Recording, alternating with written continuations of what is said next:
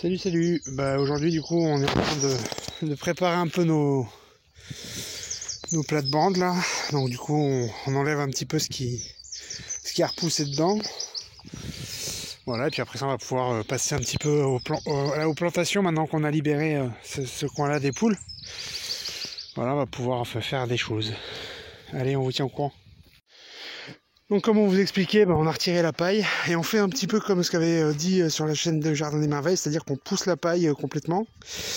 On en remettra quand ça aura commencé déjà à germer, à part quand c'est pas la paille mais du bois. À ce moment-là on fait juste des tranchées et puis on plantera dans les tranchées. Donc là c'est pareil. La paille du coup on l'a déplacée soit sur l'extérieur pour éviter que les plantes qui sont sur les chemins n'envahissent, soit sur les plates-bandes qui sont pas encore utilisées. Comme ça, ça continue de faire couvre-sol et d'empêcher les herbes de pousser à cet endroit-là. Donc voilà, donc on a préparé pour l'instant 4 plates-bandes. 1, 2, 3, 4. Là-bas dedans, on plantera des patates. Ces deux-là, pour l'instant, on va pas y toucher, on va les laisser encore maturer. Et du coup, on a attaqué aussi le nettoyage de la serre. On a encore des blettes. Et puis après ça, du coup, on enlève la paille qu'on met dans des brouettes. Donc là, on avait des restes de poivrons, etc. qu'on passait l'hiver dans la serre. On a du poireau perpétuel qui est là, qui s'était installé, qu'on avait planté également. Puis voilà, donc on enlève la paille au fur et à mesure. On va pouvoir planter dans la serre rapidement, maintenant qu'on a libéré l'endroit. Et comme d'hab. Attends, j'avais coupé. Et comme d'hab, c'est Binous qui bosse. Et moi, je fais des films. Voilà, super. On dirait vraiment que je fous rien, en fait. C'est normal, c'est moi qui tiens la caméra. C'est comme Spielberg, il travaille jamais si c'est pas lui l'acteur, tu vois. Ça, c'est du taf, quand même. Ouais. Donc voilà, on a dégagé les zones de culture et on a réparti aussi un peu de cendre qu'on avait récupéré du poêle, tout simplement. Donc c'est notre boîte de chauffage qui a fait de la cendre. Et donc on a étalé sur nos bandes de culture pour apporter un petit peu ce qu'il faut à notre sol, pour amender un petit peu. Donc on a fait nos bandes de culture, on les a préparées, et puis demain on va pouvoir planter ce qu'il faut. Donc on a préparé, comme je vous disais, ces 4 là. Là on a récupéré le paillage des autres qu'on a mis sur celui-ci, et du coup on a nettoyé aussi l'intérieur de la serre, comme vous pouvez le voir. Donc on a des bordures un peu plus propres. Donc on va pouvoir planter après à l'intérieur de la serre pour avoir des légumes qui ne craindront pas trop le froid du coup. Voilà les plantations demain, à plus, chouchou. Bon voilà les pommes de terre qu'on avait laissées, on les a achetées quand celles-là? Peut-être en décembre. De décembre à mars, et puis elles ont bien poussé dans le placard en fait. Pourtant ils étaient dans le noir et tout, mais voilà. Donc on va pouvoir essayer de les désincarcérer de leur grillage et aller planter ça dans le jardin. On va galérer à enlever sans tout casser le grillage. Docteur Carter, il nous faut le scalpel. Non mais là c'est de la chirurgie là.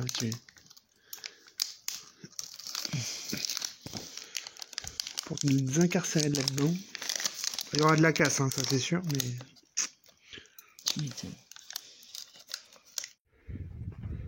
Donc là, vu le filet de patates, on avait assez pour faire les 2 bandes qui sont là, donc celle-ci et puis celle du fond là. Donc on a mis les pommes de terre et puis on a remis du foin par-dessus. On verra bien comment ça pousse et quand ça pousse surtout. Donc on avait encore notre ciboulette qui va bien là. Donc on a 3 pieds. Et puis voilà, on verra bien comment ça évolue tout ça. Cet après-midi, on va semer les autres bandes. Donc là, je vous dirai ce qu'on a semé au fur et à mesure. Comme ça, au moins, on verra l'évolution. C'est pas dit que ça prenne tout, mais bon, on va essayer, on verra bien. Allez, chouchou. Ok, donc là, on est de l'autre côté du jardin. Donc on a encore à côté du puits. Donc là, on a planté de l'ail à côté de poireaux perpétuels qu'on avait.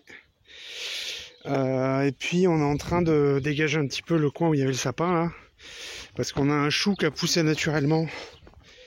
Donc là on a un petit peu d'ail des ours, Et là, on a un chou qui a poussé naturellement, donc on se dit que bah ils doivent bien se plaire ici, donc on va en planter d'autres à côté. On va se faire une rangée de choux là, et puis on verra bien ce qui se passe. Voilà, c'est une zone qui est assez acide parce qu'il y avait le sapin et les tuyas juste derrière. Du coup, on va faire des tours à fraisier et puis bah, une ligne de choux. Allez, à plus, chouchou. Bon, bah, fin de la journée et des plantations du mois de mars. Là, on a fait dans la serre, on a mis radis et épinards. Ici, on a mis fèves et en face des carottes. J'espère qu'elles prendront parce que j'en ai jamais réussi à en faire. Ici, on a mis de l'ail et de l'autre côté des salsifis. Ici, c'est de l'échalote et des oignons rouges. Et ici, ce sont des pois nains, pois demi-nains et pois rames mange tout. Et puis après ça, bah, on a nos bandes de pommes de terre. Et puis on a celle-là qui reste encore en jachère et celle-là également. Voilà, voilà. Donc ça, c'est pour le côté potager. Donc là, je suis côté spirale. Du coup, sur la spirale, bah, on l'a nettoyé également. Et on a planté du cresson et de... qu'est-ce que c'était? C'était de la coriandre. Là, on retrouve aussi de l'ail qu'on a planté ici avec du poireau perpétuel qui est toujours en place ici. Et donc le coin à choux qu'on a planté également. Voilà, donc on a mis des petits rondins parce qu'on trouve ça pratique, mine de rien, pour pouvoir dératisser un petit peu ce qu'il y a autour sur le chemin. J'ai entouré de soucis aussi pour pouvoir protéger mes choux, tout simplement, de la pyrrhide et compagnie. Donc j'espère que tout va pousser, puis on verra bien le résultat. Donc là, c'est mon étagère à semis. Elle est vide aujourd'hui parce qu'il fait beau, alors du coup j'ai fait sortir un petit peu mes semis. Qui pour l'instant il fait encore un peu frais la nuit, donc ils rentrent à l'intérieur là, mon première vague de semis. Voilà, donc ensuite quand elles seront un peu forcies ou qu'arrivera le début du mois d'avril, je ferai des nouveaux semis qui eux resteront là le temps qu'ils germent, et puis mes semis du mois de mars resteront dans la serre dans leur double couverture, dans leur double protection. Je vais vous montrer ça là puisque je les ai installés. Donc voilà mes semis qui prennent un peu le soleil. Donc là ils sont dans la serre sur la bande du milieu dans laquelle on n'a rien planté. Et puis bah ils sont du coup sous abri. Donc là il fait beau aujourd'hui, donc ce soir je vais sûrement les rentrer parce que c'est la première journée où il fait un peu beau. Et puis ça leur fera du bien parce qu'ils ont fini un petit peu comme tous les ans. C'est normal, sur mon étagère il n'y a pas assez de lumière, donc ici c'est un peu mieux. Donc d'ici 15 jours, ils passeront leur nuit ici, ou alors je les replanterai directement. On verra un peu ce qu'il en est. Là-dedans, j'ai quoi? Bah, j'ai du concombre, j'ai des œillets d'Inde, j'ai de la menthe, qu'est-ce que j'ai? J'ai des artichauts, de la chicorée. Enfin voilà, moi, de toute façon je vais vous montrer mon fichier de semis et comment je le gère, ainsi que la petite application là que j'ai trouvée enfin cette année, que je cherchais depuis un an, qui me permet un peu de faire une cartographie de ce que je plante et où je les plante et quand je les plante et qu'est-ce qu'il y a à faire au potager.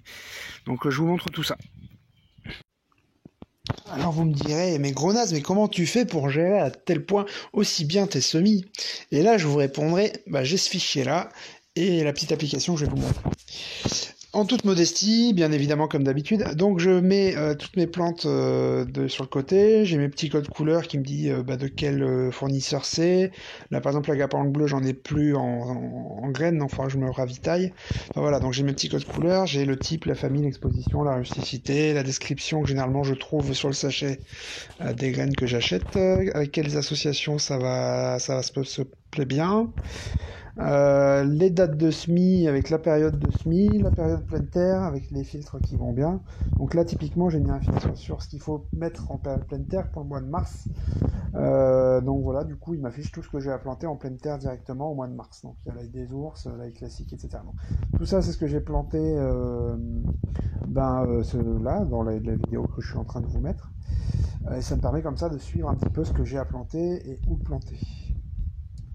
Après, j'ai aussi tout ce qui va être la composition, les propriétés, les contre-indications, les applications, la consommation, les infusions, etc. Donc à quoi ça sert tout ça?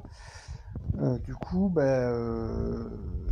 c'est un bon fichier que je mets à jour au fur et à mesure et qui m'aide un petit peu à préparer mes plantations. Donc il y a tout ce qui est tomates, ma collection de tomates, là j'en ai un petit paquet. Donc ça c'est des graines que j'ai encore à dispo. Il y a tout ce qui est éventuellement du jardin et qui peut être affumé pour ceux qui sont fumeurs. J'ai des guildes prédéfinies que je peux voir ou pas pour faire. Ce qu'il faut mettre dans ma spirale, et en fonction des maladies, quel est le trouble, et du coup, quelle plante il faut faire, et puis quelle infusion il faut faire, et donc aller voir la recette en fonction. Donc là, typiquement, si vous avez de l'ophtalmie, il y a des cataplasmes coquelicots qui peuvent aider, voilà. Bon, j'ai rien contre le Covid, hein, donc les complotistes, on se calme. Et puis, par contre, l'AID, bon, ça peut peut-être aider un petit peu au moins à prévenir, donc voilà, pour l'info. Voilà donc mon fichier avec les associations, tout ce qui va être santé, tout ce qui est beauté, etc., etc. Voilà pour le fichier. Je vous montre tout de suite l'application que j'ai trouvée également. Donc l'application en question s'appelle permap.fr, comme c'est marqué là-haut. Donc vous créez un compte, c'est gratuit, enfin pour l'instant en tout cas. J'espère que ça le restera. Et donc du coup, c'est plutôt pratique parce que ça vous permet, donc si vous allez sur fiche, de dire quelles plantes vous disposez dans votre jardin, donc et puis lesquelles sont en favoris. Donc c'est tout ce qui est dans votre jardin, vous pouvez le rajouter comme étant parmi vos graines. Voilà. Et puis ensuite, du coup, vous pouvez faire vos plans de votre jardin. Donc là, j'ai ma serre avec ce que j'ai planté, où est-ce que je l'ai planté, les différentes bandes. Voilà, les échalotes, les oignons, l'ail, les poireaux, les blettes, les pois, etc. Donc ça, on retrouve bien ce que j'ai dit dans la vidéo. Donc vous pouvez créer autant de plans que vous voulez, je pense. Donc ça c'est et puis ça c'est les poireaux, et puis enfin l'histoire des choux, des panais. Ah oui, je vous ai pas dit que j'avais mis des panais aussi. Pourquoi? Parce que j'en ai trouvé au même endroit, je vous mets la photo juste après là. Du coup, je me suis dit que ça se plaisait bien ici aussi, donc j'ai replanté du panais et du chou là où il y en avait déjà. Donc j'espère que le sol n'est pas assez appauvri pour pouvoir limiter la croissance de ces plantes. Donc voilà, bon plan pour permap.fr. Moi je suis assez content, je fais pas de la pub spécialement parce que je le connais pas ni d'Ave ni d'Adam, mais en tout cas ça sert ce que je cherchais un petit peu.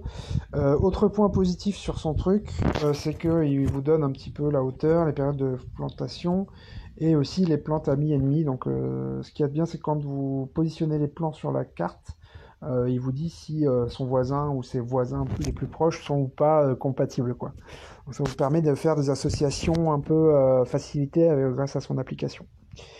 Donc voilà, merci au gars qui a développé ça, c'est cool. Moi, ça fait un bon complément à mon fichier. Et puis, ça me permet de savoir où j'ai semé quoi et à quelle période. Voilà. C'est tout pour moi. J'espère que ça vous sera utile. Pour moi, ça l'est en tout cas. Donc là, après, prochaine étape, plantation du mois d'avril. Donc ce sera semis du mois d'avril. Ce qui est actuellement sur l'étagère va finir dans la serre. Et ce qui est dans la serre,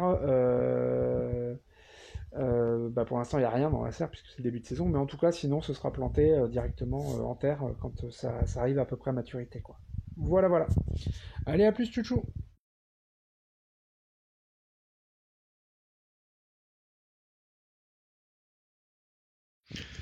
Bon, du coup, juste pour vous montrer la serre, comment elle a vécu au bout d'un an, parce qu'on m'a demandé en commentaire.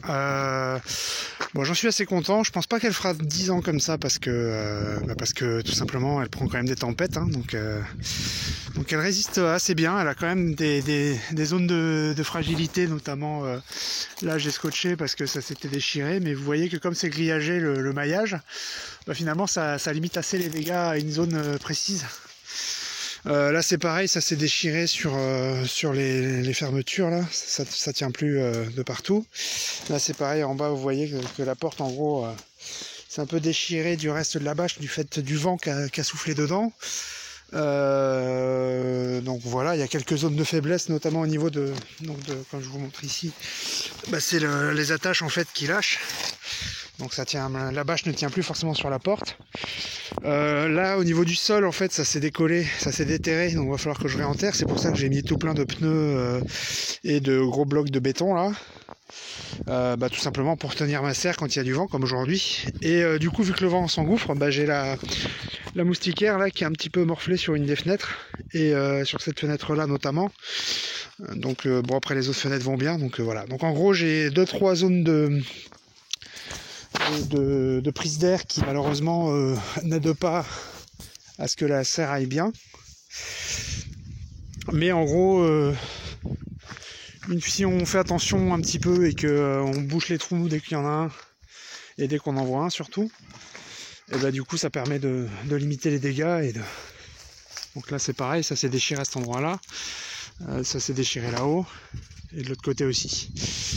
Donc voilà, il y a les 2-3 zones un peu fragiles. Je sais pas trop comment les réparer plus mieux qu'avec 3 bouts de scotch. Mais bon, voilà, je pense que la bâche là en question, elle fera peut-être 1 an ou 2 de plus, grand max. Mais elle allait encore bien il y a 15 jours, mais on a eu quand même une tempête avec des grosses rafales. J'ai bien cru qu'elle allait s'envoler d'ailleurs. Et du coup, c'est là que je pense qu'elle a pris le plus cher.